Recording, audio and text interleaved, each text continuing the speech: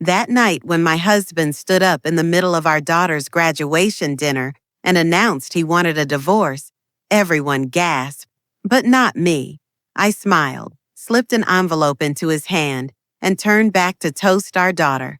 If you wonder why I didn't cry, the answer was sealed inside that envelope.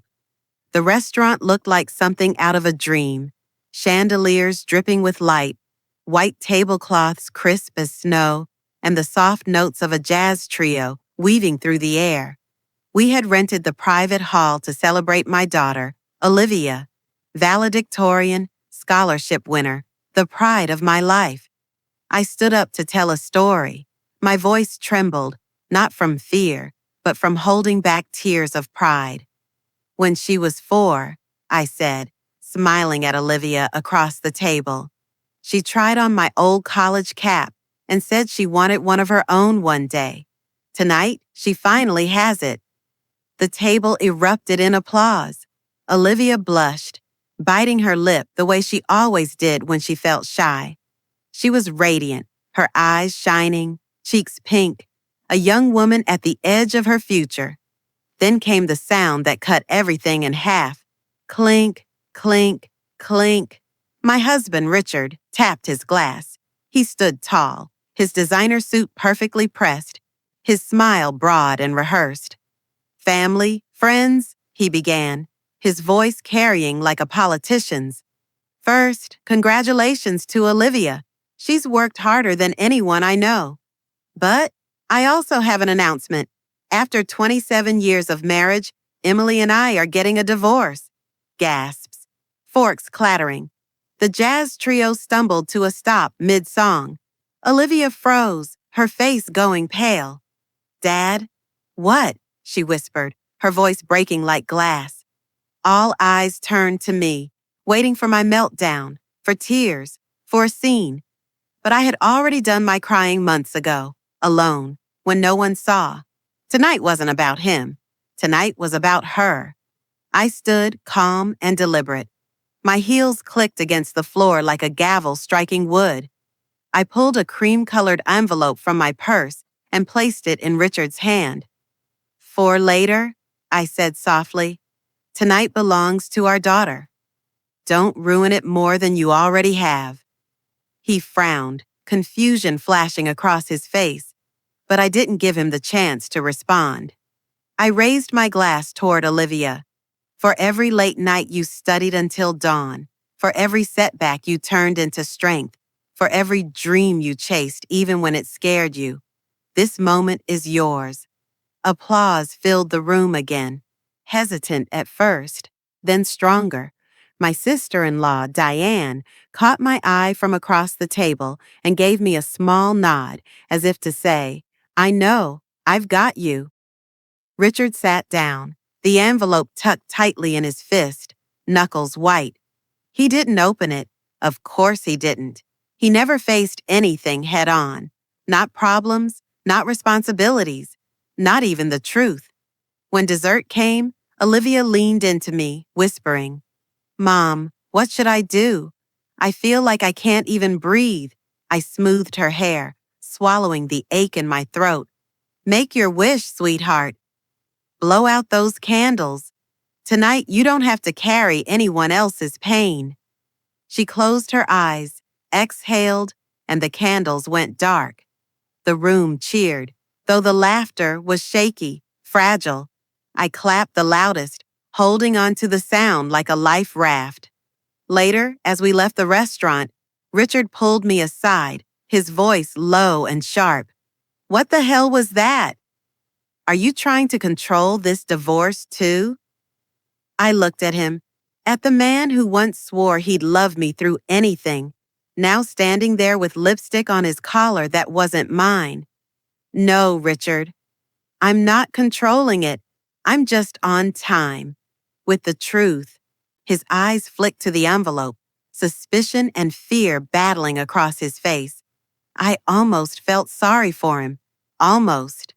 Outside, the air was heavy with summer rain. Olivia's car pulled up, and she called out, Mom, come on. Let's go home. I shook my head gently. Not tonight. We're staying with Diane. My voice was steady, my decision final. Richard's jaw clenched. He didn't argue. Maybe because for the first time in years, he realized the power was no longer his. I slid into the car beside Olivia. Through the rearview mirror, I caught one last glimpse of Richard standing in the rain, finally tearing open the envelope. His face fell, like a man who just realized the ground beneath him wasn't solid at all. I leaned back, closed my eyes, and let the car door's soft click become the sound of my new beginning. And that, right there, was the moment my story truly began. People always say marriage is about compromise, but what they don't tell you is that sometimes compromise feels like cutting little pieces of yourself away, until one day you look in the mirror and don't even recognize who you are anymore. I met Richard when I was 22, fresh out of college, full of ambition and ideas. He had that kind of confidence that could light up a room. He wasn't rich, not even close, but he had dreams big enough to fill the sky. And I thought I could be the wind beneath those wings. Back then, I had a promising career lined up in finance. Numbers made sense to me. Spreadsheets, investments, growth. It was like second nature. But when Richard's first business idea fell flat, I told myself, it's okay, I'll pick up the slack. I worked late hours, took side jobs, made sure the bills were paid. I thought that's what love meant. And for a while, I believed it was worth it. There were good years, nights when we laughed until our stomachs hurt, Sundays making pancakes with Olivia when she was little, dancing in the kitchen with the radio on. Those moments were real. They're what kept me going. But as time went on, the pattern set in. Richard would chase a new venture, restaurants, tech startups, even a failed luxury dog clothing business. And every time he stumbled, I caught him. I dipped into my 401k. I refinanced the house. I told Olivia, don't worry, honey, Dad's just trying again. That's what dreamers do. Inside, though, I was tired. I remember one night, Olivia was maybe 12. She had a fever of 103. I was holding her hand, sitting on her bed, whispering that she'd be okay. Richard wasn't home. He was out with investors. My phone buzzed at 1 a.m. with a text, "Don't wait up." I sat there in the dark, with Olivia's forehead burning under my palm, and I realized I was both mother and father, nurse and breadwinner, anchor and sail. And Richard? He was a guest star in our lives, showing up when it suited him. Still, I stayed, because when you've built almost 3 decades with someone, leaving feels like tearing down your own house with your bare hands. But the worst wasn't the failed businesses or the missed dinners. It was the betrayals, the late-night calls, the unfamiliar perfume on his shirts, the sudden weekend business trips. The first time I confronted him, he laughed. "Emily, you're overthinking. You work too hard. Relax." And so I did what women are trained to do. I doubted myself. I told myself maybe I was too controlling, too serious, not fun enough. I worked harder, tried to smile more, planned romantic getaways he never showed up for. I became invisible to myself. Looking back now, I wonder how I lasted so long. Maybe it was for Olivia. Maybe it was because I was scared of starting over at 50, with nothing but a stack of bills and broken promises. Maybe it was because some small part of me still remembered the boy who once held my hand under the bleachers and swore he'd give me the world. But the truth is, Richard never gave me the world. I gave him mine, and he squandered it. By the time Olivia hit her senior year, I wasn't just his wife. I was his safety net, his investor, his cover story. And while I was busy holding everything together, he was busy slipping away into someone else's arms. I told myself, After graduation, I'll figure things out. Let her have her moment first. But life has a funny way of forcing your hand, because 3 months before that graduation dinner, I found the first clue, a bank statement, a transfer that didn't make sense, and suddenly, my 28 years of sacrifice didn't look like love anymore. They looked like evidence. They say the truth always comes out, but sometimes it doesn't just slip into the light. It claws its way out, tearing your heart open as it goes. That's what it felt like the night I realized my husband wasn't just failing me financially. He was betraying me in the most personal way. It started with a single bank statement. I wasn't snooping, not at first. I was paying the bills the way I always did. Richard had long stopped pretending he understood money, so every check, every mortgage payment, every tax return was on me. But that night, something caught my eye. A transfer, $5,000, to a name I didn't recognize. At first, I thought, maybe it's a vendor, a consultant, another one of his doomed business partners. But the name didn't sound like a company. It sounded like a person. I remember sitting there at the kitchen table, the glow of the laptop screen turning my hands pale. Olivia was upstairs studying for finals, and the house was so quiet I could hear the hum of the refrigerator. My stomach dropped. I wanted to believe it was nothing. God, I wanted that so badly. But deep down, a cold certainty began to bloom inside me. I didn't confront him right away. Not this time. After 28 years, I knew Richard better than anyone. If I asked him, he'd have an answer ready. A joke, a half-truth, some charming smile to make me feel like I was crazy. He'd been doing that for years. So instead, I went silent. I started watching. The next morning, he left for a meeting. His tie was crooked, his cologne heavier than usual. He kissed me on the cheek, and I felt my skin burn where his lips touched. Not from love, no, from disgust. When the door shut behind him, I sat at the kitchen table and whispered to myself, "Don't cry."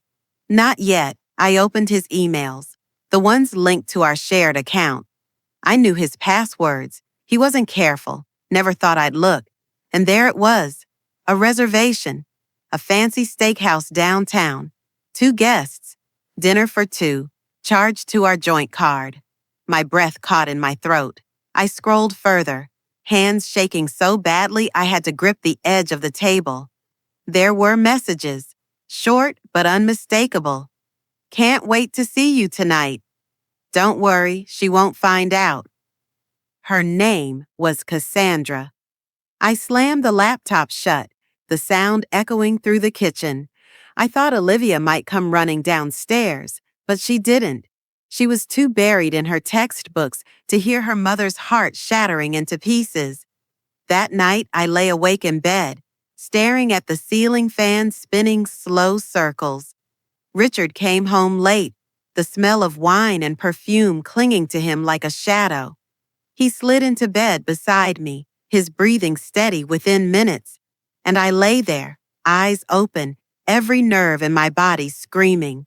I thought of the nights I worked overtime to keep us afloat, the vacations I canceled so he could fund his projects, the birthdays I spent alone because he was busy, and now, this. The next day, I made a decision. If Richard thought he could play me for a fool, he was wrong.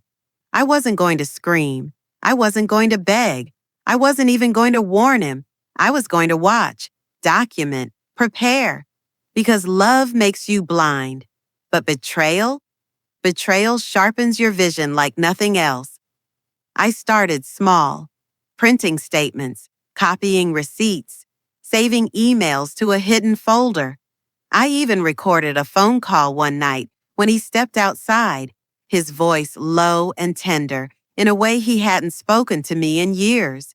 Hearing him say, "I love you," to someone else, it was like acid poured over my heart. But I didn't break. I transformed. Every night after Olivia went to bed, I sat at the kitchen table with my laptop, piecing together the puzzle of his double life, his lies, his arrogance, his assumption that I would never find out. The more I uncovered, the stronger I felt.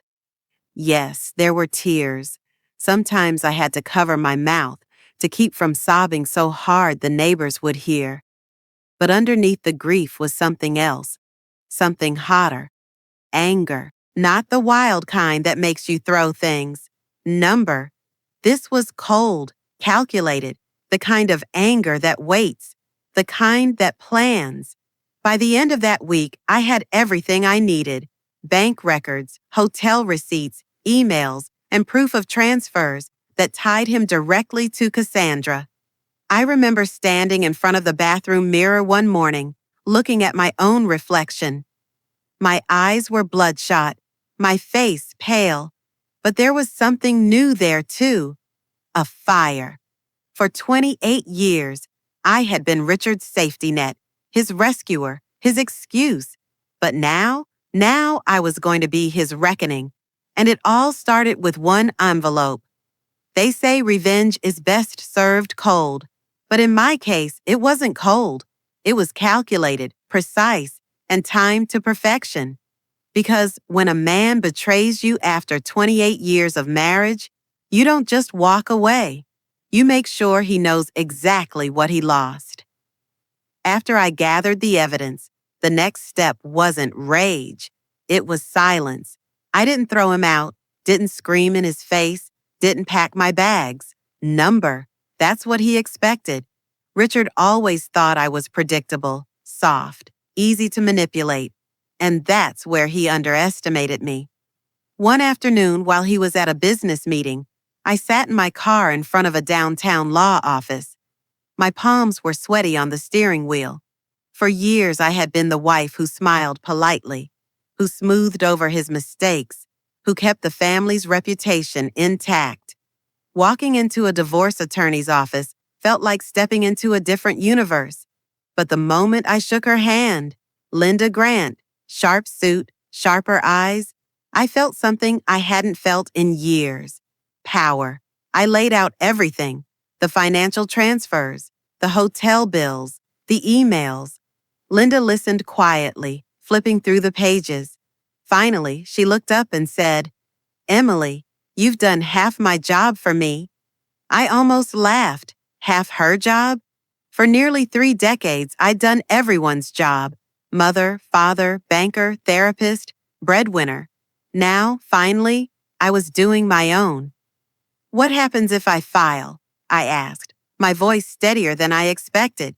"Well," Linda leaned back, tapping her pen, "you have a prenup.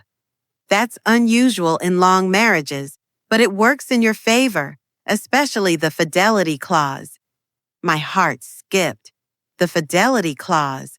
I remembered signing it when we were young, Richard insisting it was just a formality, that he would never dream of breaking it. I had laughed then, naively. But now it was the sharpest weapon in my arsenal. "If we prove infidelity," Linda continued, "you'll get the majority of the assets. He'll lose his financial standing. And with what you've shown me, Emily, we can prove it." I sat there, staring at her, my mind buzzing.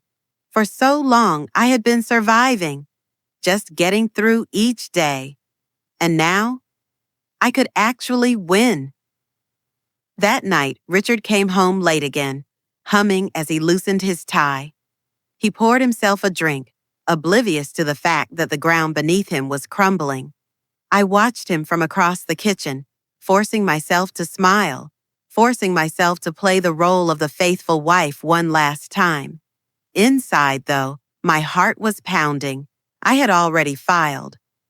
That morning, before walking into the law office, I signed the papers. The divorce petition, citing infidelity. The date, the very day of Olivia's graduation. A date Richard had promised Cassandra would be their new beginning. It was almost poetic. The weeks leading up to graduation were a blur of double lives. To Richard, I was still the same wife, planning Olivia's party, paying bills, folding his laundry. But behind closed doors, I was building my case like a general preparing for war. Linda coached me on every detail. I gathered copies of joint account statements, photos of hotel receipts, and even a recording of Richard's phone call where he told Cassandra, after Olivia's graduation, "I'll finally be free." Those words became my fuel. Every time doubt crept in, every time I wondered if I was strong enough to go through with it, I replayed that line, "Finally, be free, free from me." That was his plan. But mine was better. I made arrangements with Diane, my sister-in-law, to stay at her house once the papers were served. She didn't know the full story yet, but she suspected. She'd seen the distance between us, the lies. She promised me her spare room, no questions asked. Meanwhile, I rehearsed in my head what I would say at the graduation dinner, not to Richard, to Olivia, because no matter how much I wanted to expose him, I refused to let her night be destroyed. I wanted her to remember her father's betrayal as a footnote, not the headline. And so the plan was set. Richard would stand, smug and self-assured, thinking he controlled the narrative. He would announce our divorce like it was his idea, like he was the one leaving me behind. And that's when I would hand him the envelope that contained every page of evidence, every transfer, every receipt, proof that his perfect little fantasy life was about to collapse. In that moment, he wouldn't just lose me, he'd lose everything. The night before graduation, I lay in bed beside him, listening to his even breathing. My heart was calm for the first time in years. He thought I was asleep. He thought I was still his safety net, but I was already gone. And tomorrow, he'd find out just how much it cost him to underestimate me. When a man finally sees the truth he's been running from, it doesn't hit like a whisper. It crashes down like thunder. That's exactly what happened when Richard tore open the envelope I gave him at our daughter's graduation dinner. We got home late that night. Olivia went straight upstairs, exhausted from smiling through tears. I kissed her goodnight, whispered that I loved her, and promised we'd talk in the morning. She didn't need to carry the weight of what was about to happen. Not yet. Downstairs, Richard stood in the kitchen with a glass of bourbon, the envelope still sealed in his hand. His tie was loose, his hair messy from running his fingers through it. He looked nervous. I had seen that look before, usually right before one of his businesses fell apart.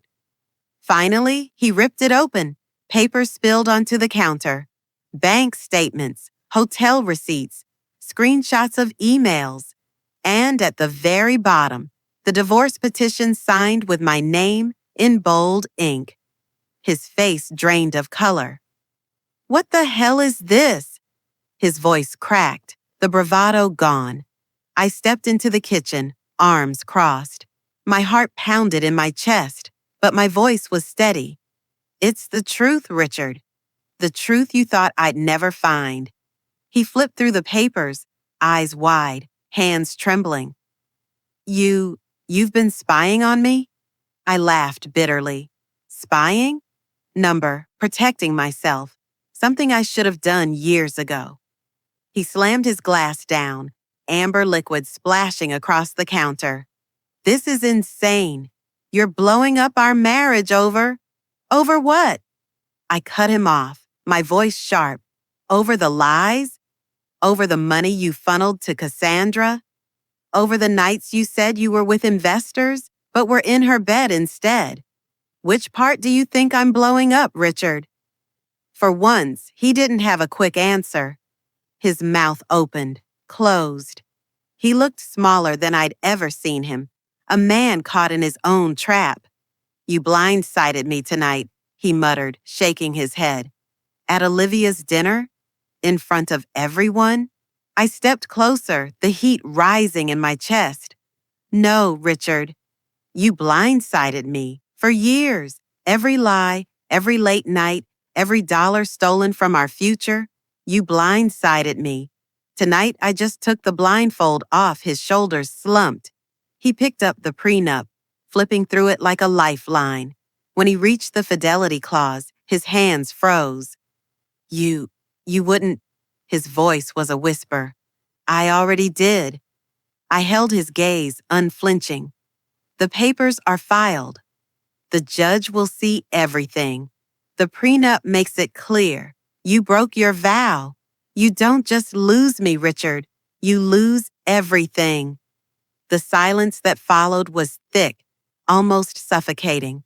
The clock on the wall ticked louder than usual, each second stretching into forever. Finally, his anger broke through his fear. You cold-hearted bitch! His words were venom, but weak. You've been waiting for this, haven't you? Just waiting to stick the knife in. I felt my lips curve into the smallest smile. No, Richard. I was waiting for you to hand me the knife. And you did. He cursed under his breath, pacing the kitchen. His perfect plan, leave me after Olivia's graduation, ride off into the sunset with Cassandra, start fresh, was crumbling right there under the fluorescent lights. Cassandra won't care, he said suddenly, desperate. She loves me. I tilted my head, pity flickering through my chest. Does she love you, Richard? Or the money you pretend to have? Because when she finds out you don't even control your own accounts anymore, we'll see how fast that love lasts. The truth hit him. I saw it in his eyes, the panic, the realization. For the first time, Richard wasn't the one in control. I turned to leave the kitchen, my voice calm but final. You should get some sleep. Tomorrow, Olivia deserves the father who shows up, not the coward who runs away. Don't ruin what little you still have left. He didn't stop me. He couldn't. Upstairs, I closed the bedroom door and leaned against it, shaking. My hands trembled, my chest tight, tears finally welling up. Not because I regretted it. God, no. But because the weight of 28 years had just slammed into me all at once. I sank onto the bed, pressed my palms into my eyes, and whispered to myself, it's over. Finally, it's over. But deep down, I knew it wasn't truly over. Not yet. Richard was cornered, and men like him don't surrender quietly. This was only the beginning of the war. Sometimes the deepest cuts don't come from strangers. They come from family, the people who are supposed to protect you. That night at Diane's house, my family was torn in half, and the truth spilled out like blood on the floor. I packed only a small bag, just the essentials: toothbrush, pajamas, a few clothes. I didn't want to look like I was running away, but I wasn't about to sleep under the same roof as Richard another night. Diane, his younger sister, welcomed us with open arms. Her townhouse was smaller than ours, but warmer, cozier. The kind of place where you felt safe. She handed me a blanket, hugged Olivia tight, and said, "You're staying here as long as you need." Both of you, Olivia dropped onto the couch, arms folded, eyes burning. She hadn't said much in the car ride over, but now the dam broke. Why didn't you tell me? Her voice cracked. Why did I have to find out like that? In the middle of my graduation dinner? I swallowed hard, the guilt pressing heavy in my chest. I wanted to protect you. I wanted you to have your night. I didn't want his mistakes to stain it. Her eyes filled with tears. But it still did. He ruined it. And you. She choked on the words. You let him. That cut deep. Because she wasn't wrong. For years I had let him. I had let his lies run unchecked, let his failures weigh us down, let his betrayals fester. And in the process, I had let Olivia grow up in a house built on cracks. I'm sorry. I whispered, my throat tight. I thought, I thought if I carried the weight, you wouldn't have to. But I was wrong. Her face softened just a little. She leaned into me, and for a moment, I thought maybe we'd have a quiet night. Just us, Diane, and the walls of her safe little home. But then the knock came, a hard, insistent pounding on the front door. Diane shot me a look, then opened it, and there he was, Richard, and standing right beside him, Cassandra. My stomach twisted. Emily, Richard said, his tone sharp, as if I was a runaway child. We need to talk. I crossed my arms, my heart hammering. No, not tonight. But Cassandra stepped forward, her manicured hand resting lightly on Richard's arm. Her voice was sweet, but her eyes were hard. Olivia deserves to know the truth. She deserves to hear both sides. Olivia stood, her face pale. The truth? She laughed bitterly. What truth? That my dad cheated on my mom with you? That's the truth, right? Cassandra flinched, but Richard jumped in, desperate. Olivia, it's not that simple. Yes, it is, she snapped, her voice rising. You've been lying to us. To me, to Mom, and now you show up here with her. Richard's face reddened. He pointed a finger at me. This is your fault. You turned her against me. You poisoned her. I stepped forward, my voice low but firm. No, Richard. You did that yourself. Every time you walked out the door at midnight, every dollar you stole from our account, every lie you told, you poisoned this family. For the first time, I saw Diane lose her composure. She slammed the doorframe with her palm. Enough! Richard, you don't get to storm into my house and blame Emily. You've humiliated her, and now you're dragging your daughter into it? Have you no shame? Richard spun, eyes wild, torn between defending himself and clinging to Cassandra, who now looked less like a lover and more like someone who'd realized she'd walked into a war zone. Olivia, he pleaded, softening his tone. You have to understand. I wasn't happy. I needed— No, Olivia's voice cracked like thunder. You don't get to use me as an excuse. Mom sacrificed everything for this family. And you were never even there. Her tears finally broke free, running down her cheeks as she pointed at Cassandra. And you? Don't stand there and talk about truth. You're nothing but a thief. You stole my father, and now you're standing in my aunt's doorway, pretending you belong here? You don't. The room went silent. Cassandra's lips parted, but no sound came. She stepped back, her face pale. Richard looked between us, his wife, his daughter, his sister, and for the first time, he realized he was outnumbered, alone. You'll regret this, he muttered, his voice hollow. I shook my head. No, Richard. The only regret here is yours. Diane pushed the door closed, the latch clicking into place like a final judgment. On the other side, I could hear Cassandra whisper angrily to him, could hear his muffled protests. Then, finally, silence. Olivia collapsed into my arms, sobbing. I held her tight, rocking her the way I used to when she was little. My heart ached, but for the first time in years, I felt a strange sense of peace, because in that moment, the lines were drawn. My daughter was with me. My sister-in-law was with me. And Richard? He was left outside, in the cold, with nothing but the ruins of his choices. I kissed Olivia's hair and whispered, We'll be okay. I promise. And for the first time, I truly believed it. They say justice is blind, but that morning in the courtroom, I swear justice saw everything crystal clear. And for once, Richard couldn't charm, couldn't lie, couldn't buy his way out. He was stripped bare. The courthouse smelled of coffee and nerves. Olivia sat beside me, her hand gripping mine so tightly I could feel the pulse in her palm. Diane was just behind us, her quiet strength like a shield at my back. Across the aisle sat Richard, expensive suit, polished shoes, but his eyes told the truth, dark circles, restless hands tapping on the table. And next to him, to my surprise, sat Cassandra, dressed in muted gray, like she hoped to disappear into the walls. The judge entered. Everyone rose. My heart pounded, but my face was calm. I had spent months preparing for this moment.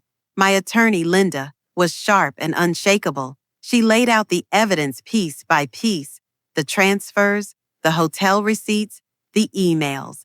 Every document I had painstakingly gathered lit up on the projector screen like exhibits in a museum of betrayal.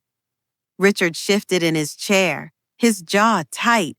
At one point, he whispered something to his lawyer, but I caught the flash of panic in his eyes. He knew what was coming.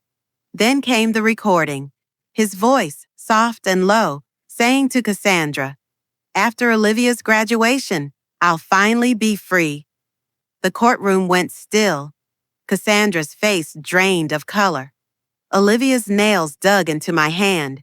The judge leaned forward, his voice steady but sharp. "Mr. Thompson, your prenuptial agreement includes a fidelity clause. The evidence is overwhelming that you violated this agreement. As such, the court orders that the joint accounts be frozen until final division of assets. Furthermore, Mrs. Thompson retains provisional control of the marital estate until trial." My breath caught in my chest. This wasn't the final ruling, but it was a victory, a huge one. Richard's lawyer protested, talking about overreach and unfair punishment. But the judge shut him down with a simple wave. Mr. Thompson made his choices. This court is not blind to them. Richard's face turned crimson. He turned to me, his voice low and venomous. "You think you've won? This isn't over." I met his gaze, my voice calm. "It's already over. You just haven't accepted it." And then, the twist I didn't expect. Cassandra stood. She leaned close to Richard, but I was close enough to hear. "You didn't tell me this," she hissed. "You said you'd have money. You said we'd start fresh." Richard tried to grab her hand, whispering frantically, but Cassandra pulled away. "I'm not sinking with you." She gathered her purse, heels clicking like gunshots on the tile floor as she stormed out. Heads turned. Murmurs filled the courtroom. Richard sat frozen, abandoned by the very woman he had gambled his family for. For a moment, I almost felt sorry for him. Almost. The judge dismissed us. Papers shuffled, chairs scraped. I stood, smoothing my skirt, my knees trembling from the adrenaline. Olivia wrapped her arms around me, her tears dampening my shoulder. "Mom, you did it." "No, sweetheart," I whispered, kissing her hair. "We did it. We survived him." Richard stayed seated as we walked out, his shoulders hunched, his head bowed. The image of a man who had once stood so tall, so confident, now crumbling under the weight of his own choices. Outside, the sun was bright, the air sharp and cool.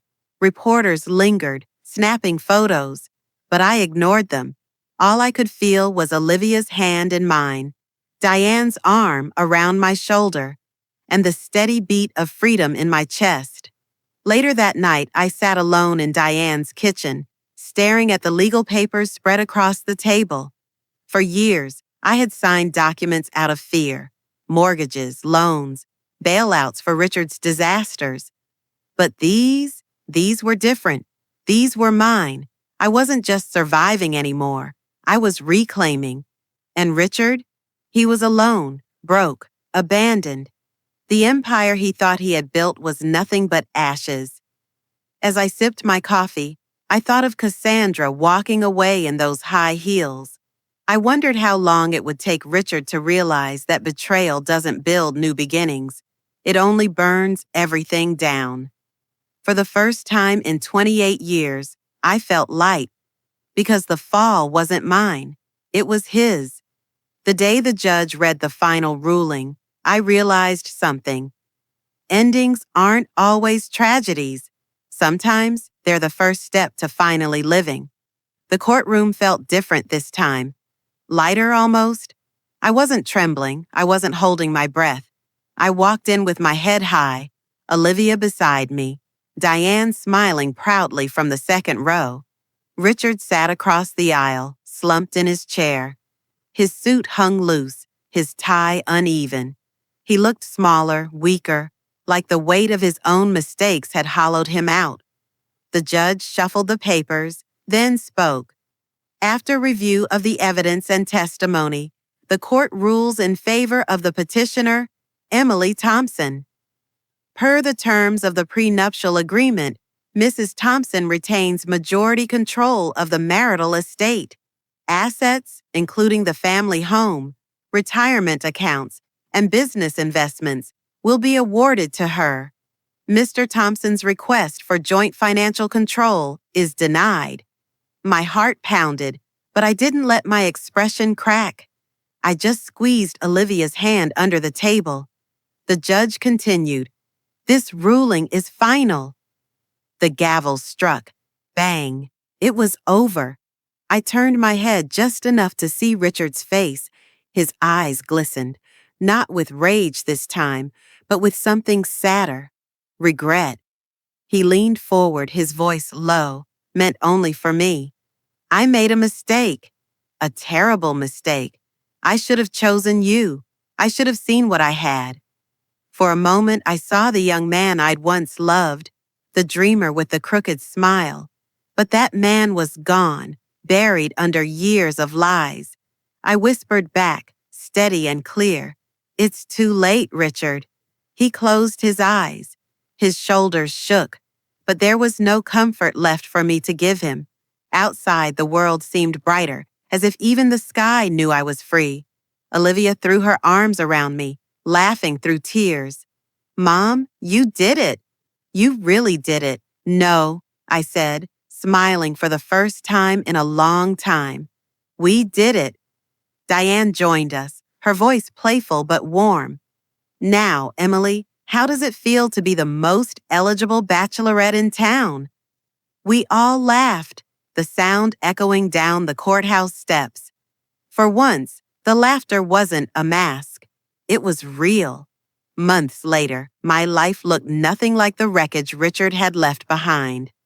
I started my own financial consulting firm, small at first, just me at a desk with a laptop. But word spread quickly. People trusted me because I wasn't just good with numbers. I understood sacrifice. I understood rebuilding from nothing. Soon I had a team, a real office, clients who respected me. For the first time in decades, I wasn't defined by someone else's dreams. I was living my own. Olivia called me almost every day from college. She'd laugh about her classes, complain about her professors, tell me she was proud of me. One night, she said, "Mom, you taught me something no textbook ever could. How to stand up when someone tries to break you." Those words meant more than any ruling, any dollar, any victory. As for Richard, I heard whispers. Cassandra was gone, of course. His so-called friends disappeared. He moved into a small apartment across town, working odd jobs, trying to keep his head above water. Sometimes, people told me he still talked about me, about how he'd lost everything. But by then, it didn't matter. His story was no longer mine. One evening, I stood on my porch, the sun dipping below the horizon, casting the world in gold. I breathed in the warm air, my heart light. For the first time in 28 years, I wasn't waiting for someone to come home. I was home. And I realized this wasn't just the end of my marriage. It was the beginning of my life. If you've stayed with this story until the end, thank you so much. If this story touched your heart, don't forget to hit like, share the video with your friends, and leave a comment to let me know what you think. And remember to subscribe so you won't miss the next emotional and dramatic stories.